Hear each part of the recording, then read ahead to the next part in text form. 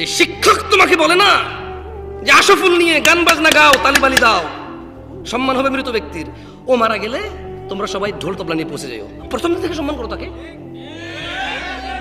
বুঝি 50 বছর অপেক্ষা করার পর তুমি গান বাজনা বাজাও সম্মান করবা, ফ্রম দ্য ডে ওয়ান প্রথম থেকে করো তাকে সম্মান। আউযু বিল্লাহি মিনাশ শাইতানির রাজিম। হাট্টি ম্যাটিম টিম শিখেছো তো বহুত আগে, এগুলো শিখবা কবে থেকে বলো? হাট্টি ম্যাটিম টিম শিখো তো। আমি চিন্তা করি মাঝে মধ্যে হাট্টি ম্যাটিম টিম এটা কি জানি, আল্লাহ জানে।